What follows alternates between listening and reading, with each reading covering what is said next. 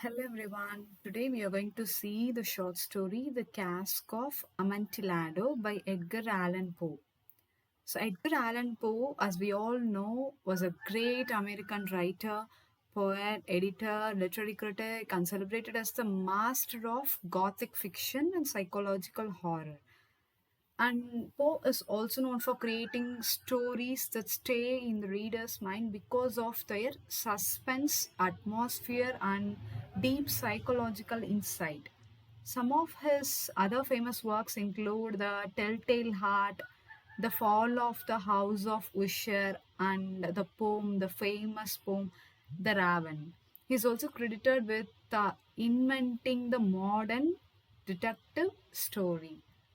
Fine. This story, The Cask of Amontillado, the term cask itself means a barrel, which is shown in the right side image. It is a barrel used for storing the wine. Amontillado is a sherry wine, Sherry, sherry wine, which is used, which is produced in Spain, especially. It is very, very expensive and costly wine.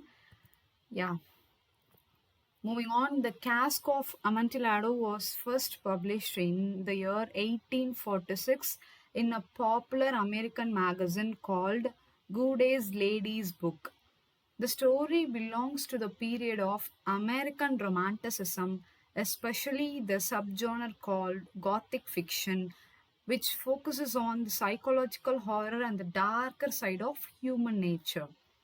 This story is considered one of Poe's most perfect work because it uses irony, symbolism, and tight structure narrative in a very powerful way.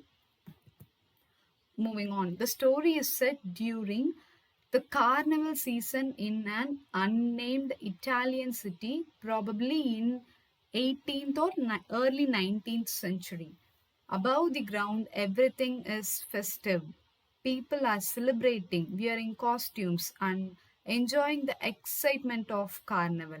But beneath this happy atmosphere, a very dark plan is being carried out by Montresor. This contrast between the celebration and cruelty creates a dramatic irony. So, here the major locations include the Carnival streets, Montresor's Palazzo, the wine walls, the long catacombs beneath the palace, and finally a small niche where the climax takes place. So there is a contrast between the happy people and the cruel people, which is happening beneath the happy street. And then Montresor character, we are going to see each and every character. He is the protagonist. Actually, he is a villainistic character. He is said as antagonist and the narrator, but to my point of view, he is the hero of this short story, Cask of Amontillado. Fine. Montresor is both the narrator and the main antagonist of the story. His name, which means my treasure in French, hints at his pride in his family background. Montresor believes he has been insulted by Fortunato and he plans a perfect revenge. He is calculating, he is patiently waiting for the time, extremely skilled at manipulation. And he proudly belongs to a old noble family and he is knowledgeable about wine and architecture. His family motto is a Latin phrase, Nemo me impune lascit, which means no one attacks me without punishment. Meaning to say that this Latin phrase says that any attack will be met with the consequences and actions will not be tolerated without penalty. So every action has some reaction. He is saying no one can escape from his plot. That is the meaning of this thing. This is the motto of his family. See how Montresor's family. And then Fortunato. Here, Fortunato, whose name ironically means the fortune one, but he is actually an unfortunate fellow in this short story. He is actually victim of the story. He is a wealthy nobleman who is very proud of his wine tasting skills. When the story begins, he is already drunk and is dressed in a jester costume, complete with balls. So small balls and bells are hanging in his hat and dress. He is dressed like a clown. This clown costume is called as motley. This costume symbolizes how he becomes a fool in Montresor's deadly plan.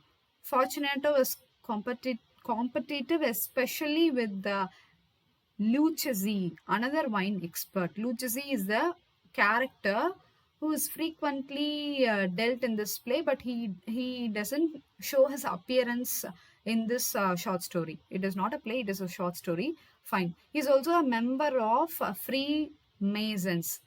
His biggest weakness is his pride, his overconfidence, which binds him to the danger he is walking into.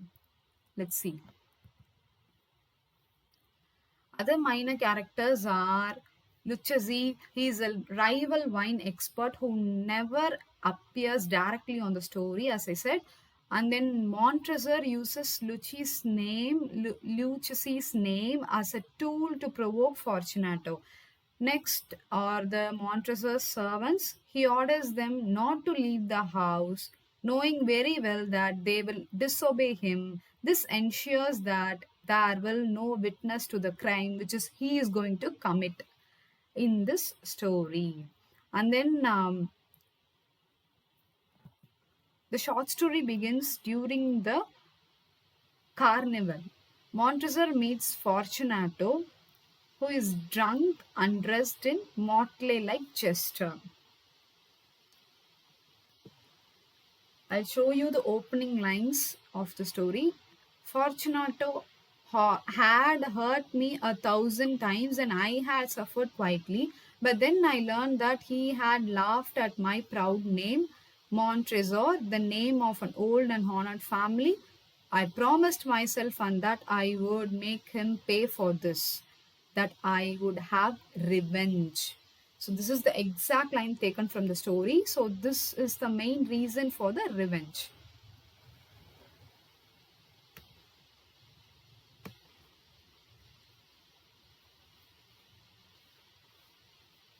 So he then mentions a rare wine called Amontillado and says he is not sure if it is genuine. So he wants this wine expert to taste the Amontillado and say whether he bought the pure wine or not. So this becomes the perfect bait, and Montresor pretends he wants to ask Lucchesi for help. And this instantly triggers Fortunato's pride because Fortunato insists on examining the wine himself. He thinks he is the great wine expert. So thus the trap is set by Montresor. Montresor manipulates Fortunato by using reverse psychology. So whenever he expresses concern about Fortunato's cough or health, he knows that it will make Fortunato more stubborn. By bringing up Lucchesi repeatedly, Montresor ensures that Fortunato's competitive nature keeps pulling him behind into the trap. So he is coming forward whenever he says or talks about Lucchesi, that triggers this fellow Fortunato, and he without even making efforts, without even making him to fall into the trap, he is voluntarily entering and he voluntarily wants to taste the Amontillado and he destines his fate. Yeah, by bringing up Lucchesi repeatedly, Montresor ensures that Fortunato's competitive nature. And then moving on, Fortunato takes Montresor's arm and follows him eagerly to the palazzo. Here, the servants are gone, exactly as Montresor expected. Here, Montresor, he purposefully planned and makes the servant go out of the palazzo. And Montresor takes two burning torches and leads Fortunato down a long staircase into the underground catacombs. These tunnels hold the bodies of Montesor's ancestors as well as countless bottles of wine. The atmosphere begins to shift from noisy carnival celebration to the dark, cold silence. And then, as they descend deeper, the passages grow darker, colder, and more claustrophobic. Claustrophobic is fear of extreme closed spaces. So, it is making us feel claustrophobic. It is very narrow in pathway. And then the walls are covered with the bones of the dead and stacked high in piles. The water drips from the ceiling and the air becomes thick and heavy. Fortunato becomes more unsteady because of the wine which he consumed already, and Montresor offers him more Medoc to keep him warm. This Medoc is the first wine which Montresor offers to Fortunato. We have to make note of it. Medoc is the first wine. And then this journey downward symbolizes their descent into death and moral darkness. Inside the walls, Montresor selects a bottle of de-grave wine and breaks the bottle's neck against the wall. So this wine is the second wine which Montresor gives to Fortunato, de-grave. And then Fortunato drinks it quickly and throws the empty bottle aside, showing his careless and how intoxicated he has become. And then there is a strong irony here. Fortunato is drinking the wine named De Grave, which sounds like the grave, while he is literally walking towards his own burial place. Fine. Then they finally reach a vault where the air is so stale and their torches almost burn out. There is no oxygen, which put out their lights. And then three walls are covered completely with bones. The fourth wall has been cleared to reveal a small opening.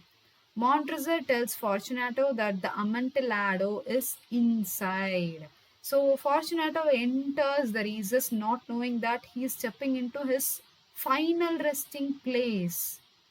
And then as soon as Fortunato reaches the back wall, Montresor quickly chains him to the iron rings that are fixed into the stone. And before Fortunato understands what is happening, the lock is secured tightly. He is now trapped. And Fortunato asks for Amontillado, still not fully aware of the danger. And then Montresor begins picking up stones he had earlier removed from the wall. He is ready to make a tomb, keeping a person inside a closed place, and he is making him die in a secluded wine vault. And then Montresor starts rebuilding the wall stone by stone. At first, Fortunato shakes the chain violently, trying to escape. Then he tries to laugh it off as a joke, hoping the Montresor will release him. He is thinking this as a joke, like he is thinking our friend won't betray. And he brought himself for drinking the sherry wine. And he's thinking as if it is a joke. But as the wall grows higher, Fortunato becomes desperate. He begs, he pleads, and he screams. But Montresor continues working calmly and steadily, showing no mercy. He is arranging the stones, he is covering the place stone by stone, step by step, without mercy. And then, as Montresor places the final stones, Fortunato cries out, "For the love of God, Montresor!" he is shouting. Montresor chillingly replies, "Yes, for the love of God." When Montresor calls Fortunato's name, there is only a faint sound in response. Then Montresor feels his heart grow thick, but he believes it is because of the dampness and not because of the guilt. How cruel he is. His heart is growing thick, but only because of the dampness in that area, and not because of the guilt which he is doing to his friend. And then he sets the last stone in place and carefully replaces the bone to hide the wall completely. Montresor ends his story by revealing that 50 long years have passed. No one has discovered the crime, though he ends with the Latin phrase "in peace requiescat," meaning "may he rest in peace." This is the last line of the short story. May he rest in peace. No, he is revealing that for the 50 long years, no one has found how this Fortunato disappeared, and the death mystery of Fortunato is not revealed, is not untied anymore. And then this ending suggests that Montresor may be giving a deathbed confession. The story leaves us questioning whether Montresor feels pride in his revenge, or whether guilt has haunted him for the 50 years. I personally think he doesn't have any regret or guilt for killing his friend, and this ambiguity is one of Pope's greatest strength as a writer, whether he is feeling guilt or not. And the Amontillado represents the bait used to trap Fortunato. In reality, there is no Amontillado, symbolizing the emptiness of Montresor's revenge. The title itself signifying that actually Amontillado is the wine name and cask is the barrel which the Amontillado is found. But here Amontillado is a deadly poisonous drink which traps the Fortunato, and cask is symbolized as the coffin or a casket or a tomb which traps the Fortunato. And then major themes: motley costume. So here motley costume shows how he becomes a fool in Montresor's carefully planned game. And then the trowel symbolizes the Montresor's dark joke on freemasonry. It is both a symbol and a tool of burial. And then catacombs. Catacombs represents death, darkness, and moral decay. The deeper they go, the darker the story becomes. And then moving on to literary techniques, Poe used several techniques like dramatic irony occurs because the reader knows Montresor's intentions, but the Fortunato doesn't know. Verbal irony is present in Montresor's fake kindness. And then foreshadowing appears in the family motto, the bones and the dampness, all predicting the Fortunato's death. And then Montresor is also an unreliable narrator because we only see the events through his eyes 50 years later. We can never be fully sure whether he's telling the truth or justifying himself. Moving on to the 1 marks, you can take screenshot of this. The when was the Cask of Amontillado first published? 1846. And what is the setting of the story? An Italian city during the carnival. What is Montresor's family motto, the Italian motto? No one attacks me with impunity. And then what is Fortunato's weakness? Pride in his wine expertise. What costume is Fortunato wearing? A motley jester costume. Who is Lucchesi? A rival wine connoisseur. And then what type of wine does Montresor claim to have purchased? Amontillado. Where does Montresor led the Fortunato? Catacombs beneath his palazzo. A 9th one. What does Montresor give Fortunato to drink in the walls? Medoc and de Grey wines. What is ironic about Fortunato's name? It means fortunate, but he meets an unfortunate fate. So this is the irony. And how does Montresor secure Fortunato? He chains him to the wall with iron shackles. What does Montresor use to seal Fortunato? In stones and mortars. How long it has been since the murder when Montesa tells the story? 50 years. What Latin phrase ends this? Pace, in pace requiescat. And what literary movement does the story belong to? Gothic or Romanticism? And what is the primary theme of the story? Revenge and its consequence. Thank you for watching and spending your time. Thank you.